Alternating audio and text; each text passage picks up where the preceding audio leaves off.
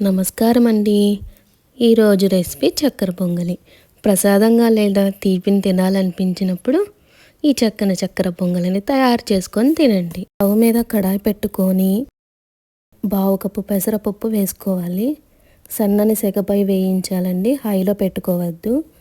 రుచి సరిగ్గా ఉండదండి, మాడిపోయే అవకాశాలు ఎక్కువగా ఉంటాయి. ఈ పెసరపప్పు వేగడానికి మినిమం 5 to 7 minutes పడుతుందండి. గోల్డెన్ కలర్లో వచ్చేలాగా వేయించుకొని పక్కన పెట్టేసుకోండి. ఇప్పుడు కుక్కర్లో 1/2 కప్పు బియ్యం, పావు కప్పు వేయించుకున్న పెసరపప్పు వేసి బాగా కడిగి ఏదైతే కొలుచుకున్న గ్లాస్ ఉంటుందో దాంతో 2 గ్లాసులు వాటర్ని యాడ్ చేసుకొని 2 విజిల్స్ వరకు రానివ్వండి.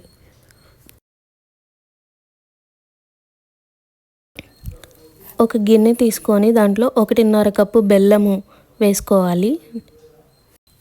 నేను మొత్తం బెల్లంతోనే తీసుకుంటున్నానండి. మీకు నచ్చితే పావు కప్పు బెల్లము, 1/2 కప్పు పంచదార తీసుకొని దాంట్లో కొంచెం వాటర్ యాడ్ చేసేసుకొని పాకం పట్టుకోవాలండి.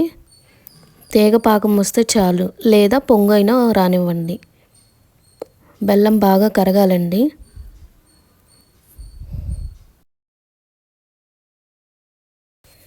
చూసారా, అన్నం పొలుగ్గా ఉంది. ఇలా పొలుగ్గా ఉండాలండి, మెత్తగా ఉండకూడదు. వండుకున్న పెసరపప్పు అన్నంలో బెల్లం పాకాన్ని వడకట్టుకొని తీసుకోండి. అడుగున ఏమన్నా మట్టి ఏమన్నా ఉంటే పోతుంది. ఇది వేసి బాగా కలతిప్పుకోవాలండి. చక్కెర పొంగలి ముద్దగా ఉండకుండా పొడిగా ఉంటేనే బాగుంటుందండి. ఇది బాగా ఉడకనివ్వాలి. 10 to 15 minutes వరైనా టైం పడుతుందండి. కొంచెం యాలకులు యాడ్ చేసి కొంచెం పచ్చకర్పూరాన్ని యాడ్ చేసుకోండి. అచ్చం టెంపుల్లో తిన్న ఫీలింగ్ వస్తుంది.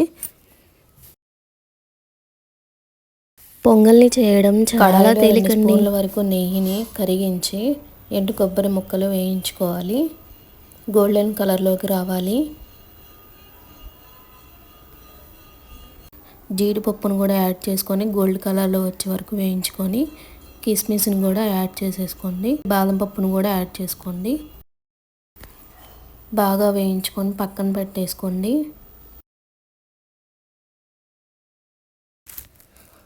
చూసారు కదా, బాగా చిక్కగా వచ్చేసింది, బాగా ఉడికింది బెల్లంలో.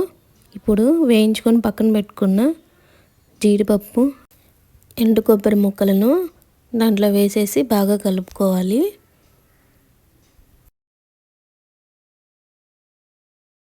చూసారు కదా, సింపుల్గా అయిపోయే చక్కెర పొంగల్ రెసిపీ తయారైపోయిందండి. మీకు ఈ వీడియో కనుక నచ్చినట్లయితే లైక్, షేర్ అండ్ సబ్స్క్రైబ్ చేయండి.